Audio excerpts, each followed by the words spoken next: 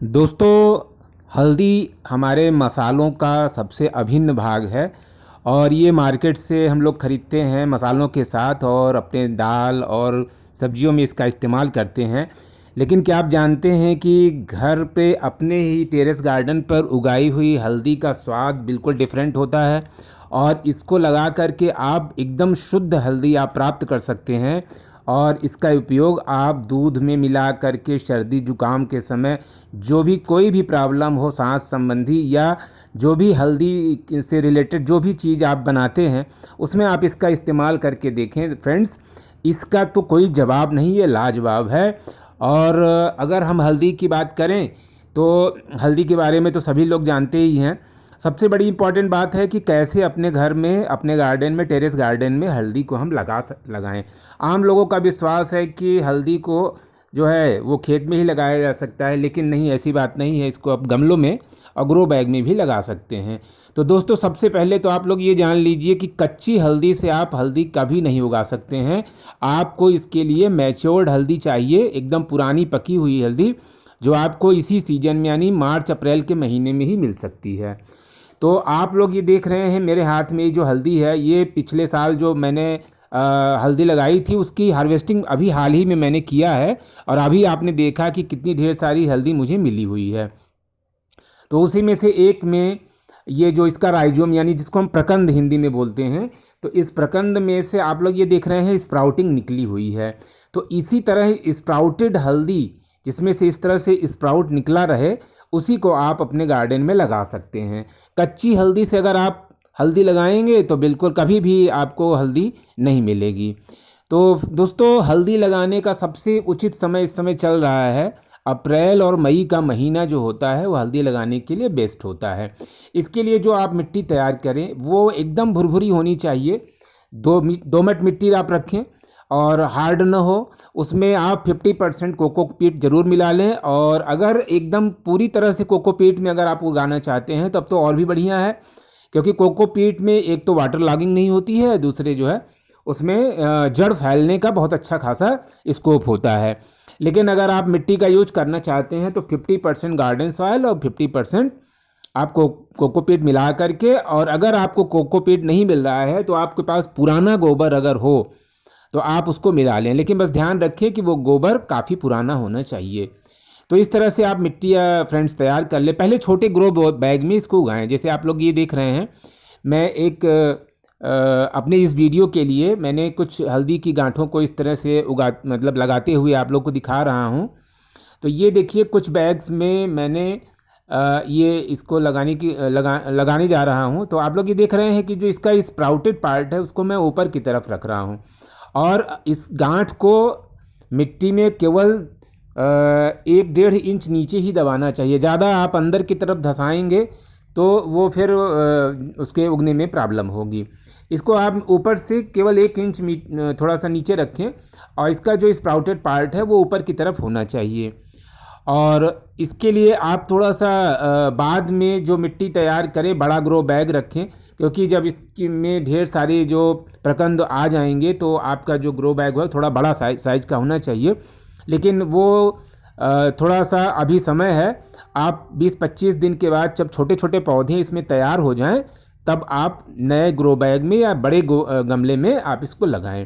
तो जब भी आप इसको बड़े गमले में लगाएं तब भी मिट्टी आपकी एकदम भुरभुरी होनी चाहिए। अगर आप कड़ी मिट्टी में अगर इसको लगाएंगे तो आपके जो कंद हैं यानी प्रकंद यानी राइजोम, वो हल्दी की गांठें बहुत बड़ी नहीं हो पाएंगी, एकदम छोटी छोटी रह जाएंगी और फिर मज़ा नहीं आएगा हल्दी उगाने का जो कि होना चाहिए। तो दोस्तों, ये हल्दी जब भी आप लगाएं तो ये ध्यान रखें कि जिस गमले में आप लगा रहे हैं या ग्रो बैग में लगा रहे हैं उसमें थोड़ा नीचे से थोड़ा छेद होना चाहिए, जिससे कभी मान लीजिए थोड़ा एक्स्ट्रा वाटर भी पड़ जाए बरसात वगैरह के समय में तो पानी उसमें लॉगिंग ना हो। क्योंकि अगर उसमें पानी लग जाएगा तो उसमें जो है फंगस लग जाएगा हल्दी में और उसकी जड़ सड़ जाएगी। अच्छा, हल्दी लगाने के लिए ये ध्यान रखें कि इसमें पहली बात तो इसमें कीड़े मकोड़े बहुत जल्दी लगते नहीं हैं। लेकिन अगर कभी कभी अगर आप ज़्यादा पानी अगर डाल देंगे तो इसमें कुछ कीड़े लग जाते हैं और उन कीड़ों को आप पनपने ही न दें, जो है ज़्यादा पानी न डालें, फुहार के माध्यम से थोड़ा पानी ज़रूर डाल दें। थोड़ा सा नम रहनी चाहिए मिट्टी, ज़्यादा इसमें बहुत ज़्यादा कीचड़ जैसी नहीं होनी चाहिए, क्योंकि अगर इस तरह से रखेंगे तो आपका वो सब गड़बड़ हो जाएगा। इसमें ज़्यादा अगर पानी भरा रहता है तो उसमें जो रेड स्पाइडर माइट्स यानी लाल मकड़ी घुन होता है, और दूसरी स्केल्स, ऐसे कीड़ों को लगने की जो संभावना हो जाती है। इससे क्या होता है कि उसका हल्दी का जो प्रकंद होता है वो सड़ने लगता है।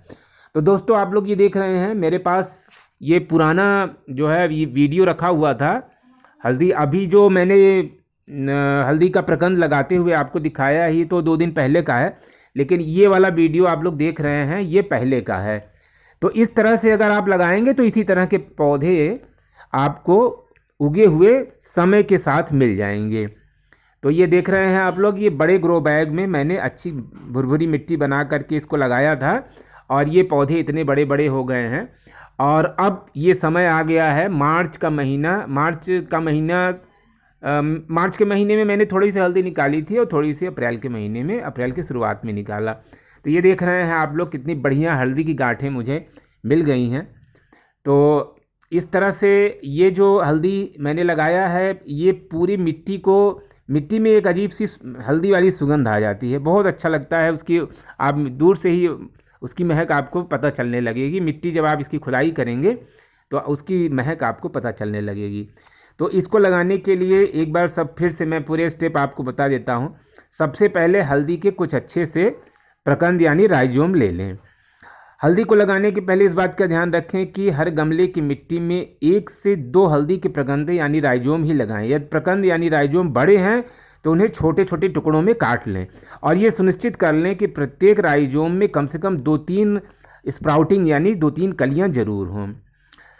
तीसरी बात यह है कि प्रकंदों यानी राइजोम्स को उपजाऊ, नम और अच्छी तरह सूखी मिट्टी में लगभग 1 से 1.5 इंच के तक ही दबा करके रखें, और कलियां इसकी यानी जो इसके स्प्राउटिंग पार्ट हो वो ऊपर की तरफ होना चाहिए।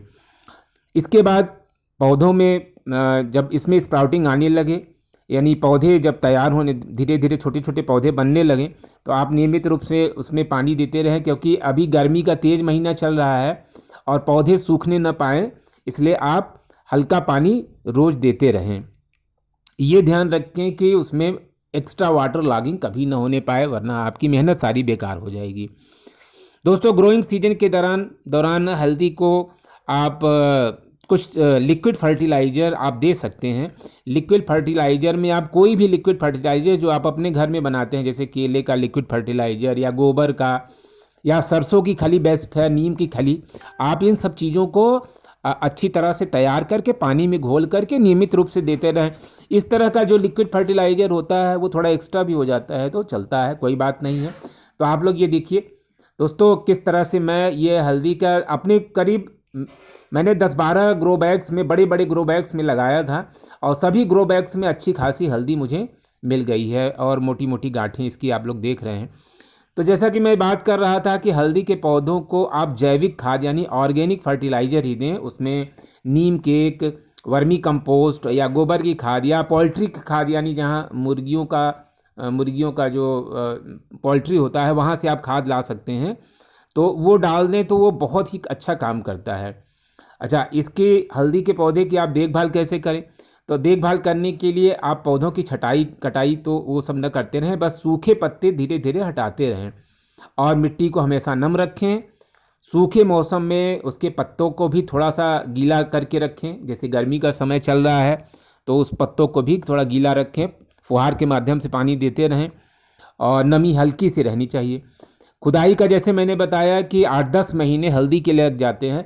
थोड़ा छठ के महीने में लोग हल्दी की पौधों की खुदाई कर लेते हैं पूजा पाठ के लिए, वरना ये आप ये जान लीजिए कि अगर आप अप्रैल के महीने में लगाते हैं तो लास्ट में आपको मार्च तक में ही हल्दी तैयार मिल पाएगी। अगर मई में लगाते हैं तो वो अप्रैल के सीजन तक आपको मिल पाएगा। तो दोस्तों, ये वीडियो आप लोग को कैसा लग रहा है प्लीज़ कमेंट सेक्शन में ज़रूर लिखिए, और मेरे चैनल को अगर आप नए हो तो प्लीज़ सब्सक्राइब कर लीजिए। अच्छा, इसके बाद कुछ स्टेप्स मैं और बता दे रहा हूँ कि जब आप हल्दी निकाल लें तो उसको पहले साफ़ सुथरा करके उसको उबाल लेना चाहिए। उबाल करके जो उसका पानी निकले उसको आप किसी दूसरे पौधों में आप उस इस्तेमाल कर सकते हैं, जो कि चींटियों वगैरह के लिए बहुत अच्छा होता है दोस्तों। तो इस तरह से मैंने कुछ आपको बातें बताई। अगर आप हल्दी लगाना चाहते हैं तो बहुत सही समय है। आप मार्केट से हल्दी की जो है स्प्राउटेड गांठें ले आइए और उसको लगाइए। तो थैंक्स फॉर वॉचिंग दोस्तों।